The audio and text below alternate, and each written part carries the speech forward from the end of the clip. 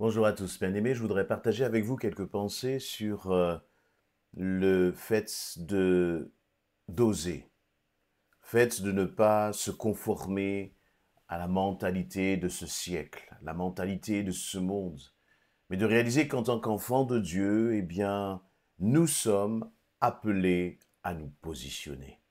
Et de plus en plus, plus le temps avance, plus Jésus-Christ, le retour de Christ est proche, et plus, eh bien, en tant qu'enfant de Dieu, plus l'ennemi s'agite dans notre société, dans les débats qui animent cette société, et puis nous, en tant qu'enfants de Dieu, non pas pour rechercher le conflit pour le conflit, mais tout simplement pour être dans l'authenticité de ce que nous croyons, dans l'authenticité, dans être en alignement avec ce que la Bible dit, eh bien, nous allons être de plus en plus confrontés justement à des situations où où nous devrons prendre position. Et dans ma lecture quotidienne, j'ai été interpellé par cet homme, Mardoché. Dans le livre d'Esther, Esther est cette femme juive qui est devenue reine. euh, et donc, en tant que reine, elle avait accès, en tout cas, elle faisait partie de ces femmes qui étaient un peu comme le harem de cet empereur, l'empereur Xerxès. Et elle avait son oncle qui s'appelait Mardoché. L'empereur a nommé à cette époque un homme comme une sorte de premier ministre sur tous les autres ministres et qui s'appelle Haman. Et dans Esther chapitre 3, à partir du verset 1, voici ce qui nous est dit. Quelque temps après ces événements, l'empereur Xerxès éleva en dignité Haman, fils de Hammédatha du pays d'Agag. Il le promut au rang de premier ministre et lui donna aussi la prééminence sur tous les ministres de son gouvernement.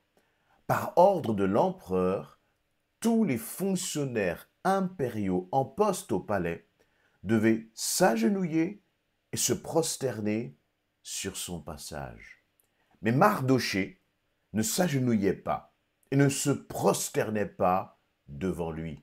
Ses collègues lui demandèrent, mais pourquoi désobéis-tu à l'ordre de l'empereur?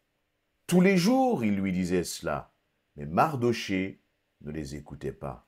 Finalement, ils signalèrent la chose à Haman pour voir si Mardoché s'en tiendrait à ses paroles, car il leur avait dit qu'il était juif. Quand Haman eut constaté que Mardoché ne s'agenouillait pas et ne se prosternait pas devant lui, il devint furieux. Il devint furieux. Je vais m'arrêter là, mais la suite va être difficile parce que Haman va menacer non seulement Mardoché, mais tous les Juifs. Et on va avoir encore une fois un phénomène qui finalement tout au long de l'histoire de l'humanité va se reproduire tant de fois. C'est un homme qui va avoir cette volonté d'exterminer le peuple juif. Et donc, je crois que c'est bon de réfléchir à ce qui est en train de se passer là. Je ne fais pas bien sûr de politique, mais je veux le ramener à notre niveau personnel, à chacun d'entre nous. La question là n'est pas de savoir est-ce que c'est juif ou pas juif, mais la question est de savoir et de réaliser plus exactement que dès le moment où tu es enfant de Dieu, il y a des oppositions, il y a des puissances des ténèbres qui veulent te faire plier, qui veulent te faire renier ta foi, qui veulent te faire renier le nom de Jésus-Christ. Et comment est-ce que nous nous positionnons? Voyez, là, il se passe que, eh bien, cet homme, à ce premier ministre, Haman, avait demandé qu'à chaque fois qu'il passait, tout le monde devait se prosterner devant lui. Et bien sûr, Mardoché refusait parce qu'il savait il ne pouvait se prosterner que devant Dieu seul et personne d'autre. Et Mardoché était prêt à perdre sa propre vie pour ne pas renier sa foi, pour ne pas renier finalement ce que Dieu leur avait demandé, de ne pas se prosterner ni devant des idoles, ni devant qui que ce soit. Et il le savait, Mardoché. Et au prix de sa propre vie, il n'a pas voulu renier son obéissance à Dieu. Et qu'en est-il pour nous? Voyez, sur beaucoup de peut-être décisions qui peuvent paraître insignifiantes, nous renions le Seigneur. Nous renions l'importance de sa présence. Nous sommes prêts parfois à lâcher un peu de lest pour dire « ce n'est pas grave ». Et j'aime ce cœur de Mardochée. Non seulement Mardochée a été menacé, mais à cause de sa réaction, c'est tout le peuple juif qui a été menacé à cause de Mardochée. À cause de Mardochée. Et on aurait pu se dire, mais est-ce que ça valait vraiment la peine? Même s'il se prosternait devant Haman, à aucun moment il n'aurait considéré que Haman était un dieu. C'était juste pour obéir et puis c'est tout. Vous savez comment nous sommes. Nous pouvons trouver tout un tas de raisons pour finalement ne pas prendre de risques, pour finalement se fondre un peu dans la masse. Et il y a tout un tas de débats dans notre société pour lequel, en tant qu'enfant de Dieu, tu sais, je sais que si nous nous positionnons, que si nous disons réellement ce que nous pensons, eh bien, tu peux faire l'objet de mise à l'écart dans le domaine professionnel, dans le domaine familial, peut-être dans ton cercle d'amitié, dans ton voisinage. On peut te pointer du doigt, même pire encore. Il peut y avoir, certaines positions qui peuvent même t'emmener devant la justice, parce qu'on va interpréter tes paroles. Parce qu'on va dire, oui, mais ce que la Bible dit, c'est une chose, mais voici ce que tu dois penser. Parce que la réalité, c'est que dans ce monde qui nous parle tant de tolérance, on veut imposer aux enfants de Dieu une façon de penser. Mais laissez-moi vous dire que notre façon de penser, elle doit être dictée par la parole de Dieu. Parce que s'il y a une parole qui, par excellence, parle d'amour, c'est bien le message de l'Évangile. S'il y a une parole qui, par excellence, nous met aussi face aux conséquences, aux responsabilités de nos choix, c'est bien la parole de Dieu. Et la parole de Dieu n'est pas d'accord avec tout ce qui se passe dans ce monde. La parole de Dieu ne se laisse pas emporter par les modes, par les évolutions de façon de penser de ce monde. La Bible n'a pas besoin d'évoluer parce qu'elle ne change pas. Elle est la vérité hier, aujourd'hui et éternellement. Ce que la Bible définit comme bon, c'est ce qui est bon. Ce que la Bible définit comme mauvais, c'est ce qui est mauvais. Ce qu'elle définit comme péché, c'est ce qui est péché. Et la Bible ne va pas varier en fonction de l'évolution de nos mœurs, de notre façon de penser, de la façon de penser de ce monde. Non. Et nous devons, en tant qu'enfants de Dieu, rester attachés à la parole de Dieu et être, des porteurs de cette parole. Voyez, l'Église n'a pas essayé de se moderniser dans sa façon de penser. Elle peut se moderniser dans sa façon peut-être de vivre le culte, de le diffuser avec les réseaux sociaux, dans la qualité des moyens qui sont mis en œuvre. Tout ça, oui, bien sûr, on ne va pas être encore avec des caméras du 1er siècle où on a découvert la lumière. Non, on va être à la page et même peut-être dans l'innovation par rapport à cela. Mais en ce qui concerne la doctrine, en ce qui concerne ce que nous croyons profondément, je crois que dans ce domaine-là, nous devons rester attachés à la parole de Dieu et ne pas essayer d'adapter le message. On peut essayer de la façon de le communiquer. On peut adapter la façon de communiquer le message. La forme, elle peut changer. Elle peut s'adapter. Mais le fond doit rester attaché à la parole de Dieu. Et toi, mon ami, et moi aussi, bien sûr, me parle à moi-même. Dans une telle situation, aurais-je eu le même courage que Mardochée?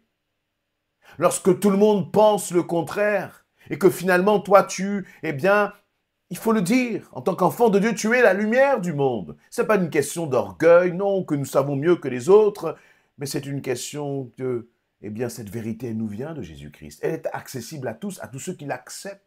Toi et moi, ce n'est pas que nous sommes plus intelligents, mais nous avons accepté le message de l'Évangile. Et nous devons accepter que ce message ne soit pas dilué par toutes sortes de pensées de ce monde et dans tous les domaines. Dans le domaine de la famille, dans le domaine du mariage, dans le domaine de la vie, de ce que c'est que la vie. Et là, on peut parler de l'avortement jusqu'à l'euthanasie, bien sûr.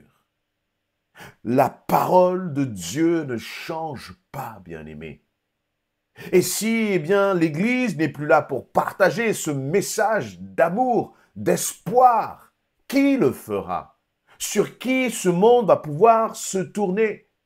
Si toi et moi nous nous taisons, si toi et moi nous ne savons pas nous positionner comme Mardochée l'a été, et c'est vraiment à tous les niveaux. Il y a des jeunes, et bien que c'est de plus en plus régulier, qui, lorsqu'ils disent qu'ils veulent donner leur vie à Jésus-Christ, ils commencent à être rejetés par leurs parents à cause de cela. On est quand même dans ce pays, et là je parle pour la France, mais qui se considérait comme un peu, comment dire, la mère de l'Église, un pays qui dans la tradition a été bercé par l'Église, dont la culture aussi a été façonnée par l'Église. Et aujourd'hui, si vous êtes un jeune et que vos parents ne sont pas à Christ et que vous dites « je veux donner ma vie à Jésus-Christ », eh bien on peut vous chasser presque de votre maison à cause de cela. Et ces jeunes, parfois, eh bien, avec courage, ils doivent se positionner et dire, eh bien, même si je me retrouve dehors, je veux vivre pour Christ et je lui fais confiance. Et je crois que chacun d'entre nous, nous devons apprendre de plus en plus à nous positionner. Et c'est une des raisons pour laquelle il est important, en tant qu'enfant de Dieu, de connaître la parole de Dieu, de t'enraciner dans la Bible, de savoir ce que Dieu dit. Vous savez, parce que si vous ne connaissez pas la parole de Dieu, finalement, votre doctrine, elle va être façonnée par tout ce que vous allez entendre sur les réseaux sociaux, par tous les débats de société. Et puis, vous allez commencer à être tiède dans les positions de la parole de Dieu, pour commencer à tout minimiser. Parfois même, vous allez plus comprendre ce que le diable ou ce que ce monde est en train de dire, ou vous allez plus comprendre les arguments du monde, que de comprendre la position biblique. Vous savez, dans la Bible, il y a une radicalité. Et il faut le dire, il y a une radicalité.